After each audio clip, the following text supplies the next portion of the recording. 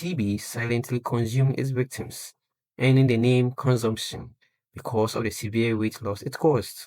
And even today, in the age of modern medicine, tuberculosis remains a global health emergency, especially in low and middle income countries. In this video by the Pulse Medics, we will break down tuberculosis from A to Z, from microbiology and immune response to clinical presentation, diagnosis, complications, and modern treatments. Tuberculosis is a chronic infectious disease caused by a bacterium called Mycobacterium tuberculosis. The word chronic is important here because TB does not behave like typical acute infections. Instead of causing rapid illness, it often develops slowly over weeks to months, and in many cases, it can remain silent for years. TB most commonly affects the lungs, a condition known as pulmonary tuberculosis.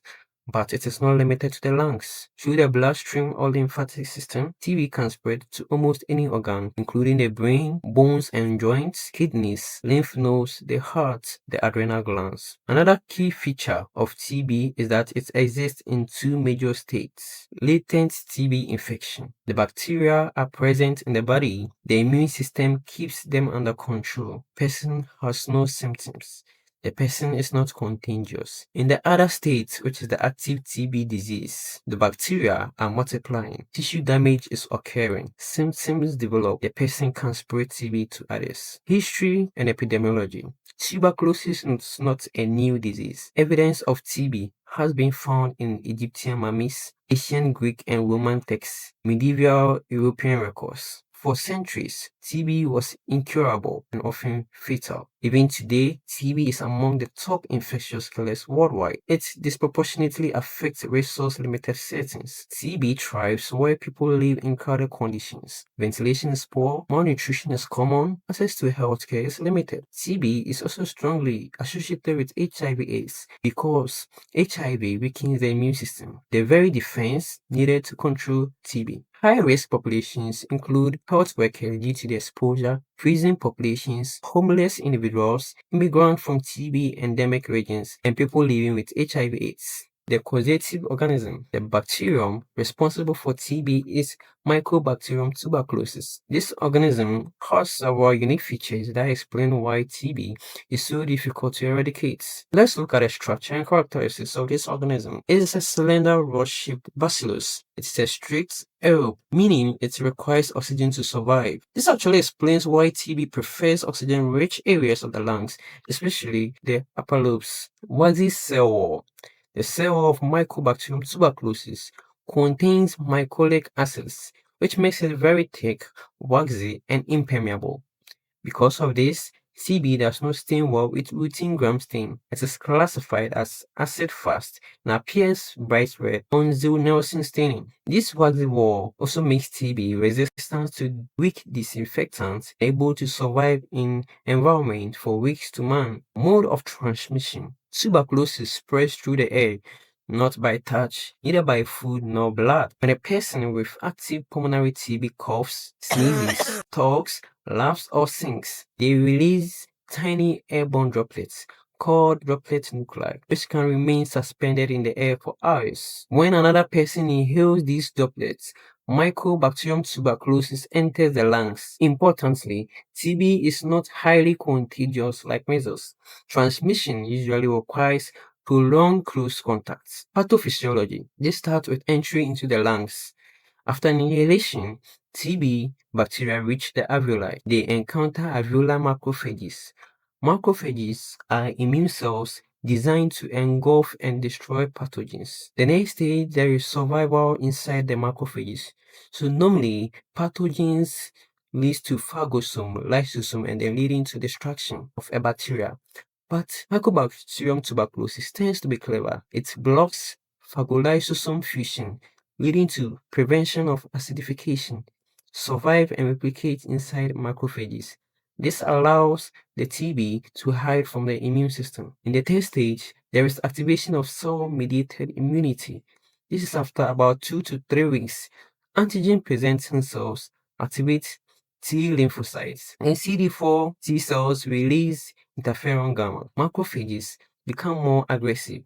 Immune cells surround infected macrophages, forming a granuloma. In step 4, granuloma and caseous necrosis. At the center of the granuloma, tissue dies, forms caseous necrosis, looks soft and cheese-like. This primary lung lesion is called a gone focus. And if lymph nodes are involved, this is actually called gone complex.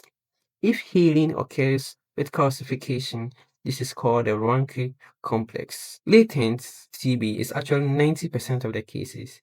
There is immune system which contains infection. Bacteria remains alive but dormant. There are no symptoms. It's not contagious. The chest X-ray is normal or scarred. However, in latent TB can reactivate. Reactivation or secondary TB occurs when immunity weakens due to HIV/AIDS, aging, malnutrition, diabetes, chronic kidney disease, alcoholism, and immunosuppressive drugs. Reactivated tuberculosis prefers upper lobes. They cause cavity lesions, high bacterial load, and are highly contagious. Types of tuberculosis. Pulmonary TB occurring in the lungs. This is the most common. It's a primary or reactivation disease. Extrapulmonary TB, meaning outside the lungs. So this spread via the blood or the lymphatics, affecting the meningitis. So that's TB meningitis, associated with headaches and neck stiffness. Renal TB, meaning it's associated with the kidneys. This leads to sterile pyorrhea. Port disease has to do with the vertebral column, so it leads to vertebral collapse and kyphosis. Scrofula, paler cervical lymph nodes. Adrenal TB will actually lead to Addison's disease. Pericardial TB associated with constrictive pericarditis. Miliary TB, there is widespread organ involvement. Signs and symptoms and why they occur. Classic symptoms include chronic cough, which leads to airway irritation, hemoptysis, leading to associated with cavity erosion of blood vessels, fever because of immune response, night sweat as a result of cytokine release, weight loss from chronic inflammation, fatigue due to metabolic demand. Diagnosis of tuberculosis, the clinical approach. So we do screening tests. We have our tuberculin skin test. It measures the late type hypersensitivity, indicates exposure, not active disease. Our IGRA, our blood test, more specific, not affected by BCG vaccine. We may also do our imaging. Chest X-ray shows upper lobe infiltrates, cavities, and miliary nodules. Microbiological confirmation. 3 sputum samples, acid-fast staining, culture, which is our gold standard, and biopsy. Treatment of tuberculosis. So for our latent TB, we give our isoniazid and our vitamin B6 for 9 months, usually, and rifampin for 4 months.